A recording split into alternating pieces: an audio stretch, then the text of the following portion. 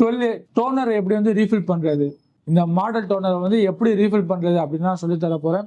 இதுதான் வந்து 12A model toner. இது வந்து Canon 2900, HP 1020, இன்னும் நிறையா மாடலுக்கு வந்து செட் ஆகக்கூடியது. இப்போ இது வந்து நம்ம எப்படி பவுடர் ரீஃபில் பண்ணுறது அப்படின்ற மாதிரி நம்ம பார்க்க போகிறோம். இது ஃபஸ்ட்டு நீங்கள் என்ன பண்ணணும்னா, இந்த ஃப்ரண்ட்டில் இந்த லாக் வரும். இந்த லாக்கில் உள்ள ஸ்க்ரூவை வந்து நீங்கள் கழட்டுங்க. எல்லாமே ஸ்க்ரூ டைப்பாக தான் இருக்கும். ஒரிஜினல் உங்களுக்கு டோனராக இருந்தாலும் சரி, கம்ஃபர்டபுள் டோனராக இருந்தாலும் சரி, எல்லாமே உங்களுக்கு ஒரே வேல தான் இருக்கும். அதாவது ஒரே டைப் தான் உங்களுக்கு ரீஃபில் பண்ணுறது. இதை கலட்டிருங்க. என்ன பண்ணணும்னா, இந்த ட்ரம் இருக்கு பாருங்க, இந்த ட்ரம்மை அப்படி புஷ் பண்ணி இந்த இடத்துல உங்களுக்கு லாக்கு மாதிரி இருக்கும். ஸோ அப்படியே சுற்றியே நீங்கள் இழுத்தீங்கன்னா அந்த ட்ரம் வந்து தனியாக வந்துடும். வந்துருச்சு. ஓகே, இப்போ நெக்ஸ்ட்டு வந்து உங்களுக்கு ஒரு ரோலர் இருக்குது, புஷ் பண்ணுற மாதிரி இருக்கும்.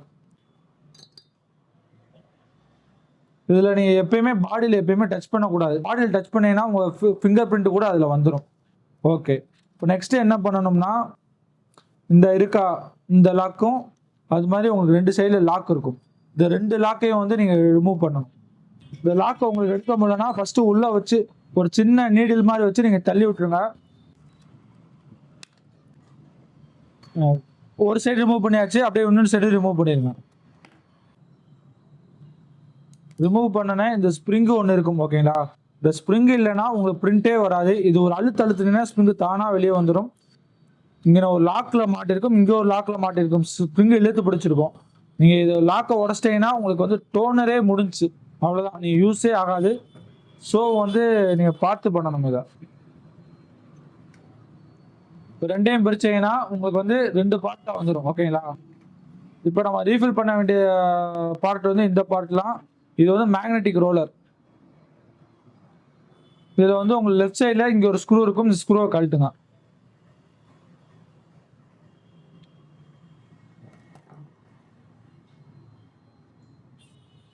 கழட்டிட்டு இது அப்படியே இழுத்தீங்கன்னா இந்த மாதிரி வரும். இதில் ஒரு கேப் இருக்கும். இந்த கேப்பை ரிமூவ் பண்ணுங்க. இந்த கேப்பை ரிமூவ் பண்ணிவிட்டு இப்போ 12Aக்கு தனியாக பவுடர் இருக்கும். ஓகே, இப்போ இந்த பவுடரை வந்து நம்ம இதுக்குள்ளே ரீஃபில் பண்ண போகிறோம். நீங்கள் ஒரு கோன் இல்லாட்டி வந்து இந்த கோன் மாதிரி நீங்கள் ஏதாச்சும் ஒன்று வாங்கி வச்சுருங்க. பிளாஸ்டிக்லேயே இருக்கும். அந்த கோனை நீங்கள் வச்சுட்டு இந்த பவுடரை ஃபுல்லாத்தையுமே நீங்கள் கொட்டுங்க. இது வந்து இந்த பவுடர் வந்து 120 கிராம் வரைக்கும் இந்த கேட்ரேஜ் வந்து பிடிக்கும். இந்த டோனர் வந்து உங்களுக்கு 1500 காப்பிலேருந்து 1800 காப்பி வரும். Depend upon thickness. உங்களுக்கு கேட்ரேஜும் கரெக்டாக இருக்கும். இப்போ ட்ரம் ஏதாவது ப்ராப்ளமாக இருக்குன்னா உங்களுக்கு கோடுலாம் விழும். அதெல்லாம் நீங்கள் கரெக்டாக இருந்துச்சுன்னா உங்களுக்கு எப்படியும் 1700 1800 காப்பீஸ் வரும். இப்போ ஃபுல்லாத்தையும் நான் வந்து இதில் கொட்டிடுறேன். இப்போ எல்லா பவுடரையும் நம்ம கொட்டியாச்சு. திருப்பி லாக் கரெக்டாக மாற்றுங்க. இப்போ இங்கே ஒரு மேக்னெட்டிக் ரோலர் இருக்குது. இந்த மேக்னெட்டிக் ரோலரில் உள்ள ஷேப்பும் இந்த ஷேப்பும் கரெக்டாக ஃபிட் பண்ணுற மாதிரி நீங்கள் வச்சுருங்க. புஷ் பண்ணிடுங்க. புஷ் பண்ணிட்டு ஸ்க்ரூவை போட்டுருங்க.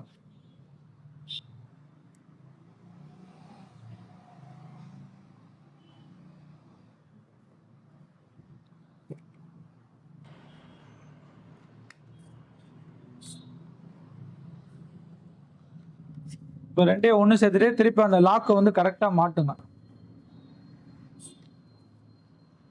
One side மாட்டியாச்சு. இப்போ நெக்ஸ்ட் சைடு.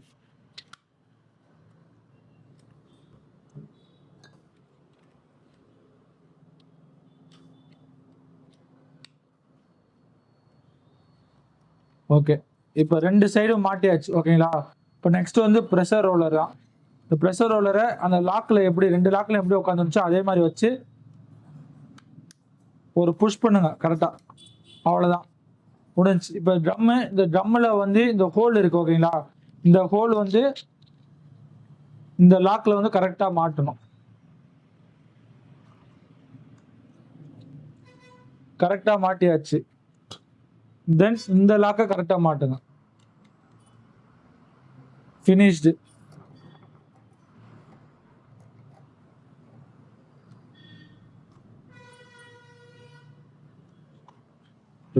இப்போ இந்த ஸ்ப்ரிங்கை மாட்டணும். இந்த ஸ்ப்ரிங்கை மாட்டுறப்ப மட்டும் கரெக்டாக மாட்டுங்க. இந்த சின்ன சைடை வந்து இங்கே ஒரு லாக் மாதிரி இருக்கும். ஃபஸ்ட்டு இந்த லாக்கில் மாட்டிடுங்க. இல்லாட்டி அந்த லாக் உடஞ்சிரும். ரொம்ப சென்சிட்டிவாக இருக்கும். அவ்வளோதான். நீங்கள் இப்படி இழுத்து பிடிச்சாதான் இந்த 2 பாடியுமே அந்த ஸ்ப்ரிங் வந்து இழுத்து பிடிக்கும். அப்போ தான் வந்து உங்களுக்கு பிரிண்ட் வரும். இல்லாட்டி வந்து உங்களுக்கு வெறும் பேப்பராக வரும். ஸ்ப்ரிங்கு உங்களுக்கு ரொம்ப முக்கியம். கரெக்டாக வச்சுருங்க. இப்போ ரீஃபில் பண்ணியாச்சு. பக்காவாக 1500 காப்பீஸ் மினிமம் உங்களுக்கு எல்லாமே ஈல்ட் ஆகும். டோனர் வந்து ரீஃபில் பண்ண தெரியாதவங்க நீங்கள் இது மூலயமா வந்து ரீஃபில் பண்ணிக்கலாம். இது வந்து உங்களுக்கு கண்டிப்பாக ஒரு யூஸ்ஃபுல்லான வீடியோவாக இருந்திருக்கும். ஸோ இந்த வீடியோவை லைக் பண்ணுங்கள், உங்கள் ஃப்ரெண்ட்ஸுக்கும் ஷேர் பண்ணுங்கள். இந்த வீடியோ எப்படி இருந்துச்சுன்னு உங்கள் கருத்து கீழே அவங்க கமெண்ட் செக்ஷனில் தெரியப்படுத்துங்க.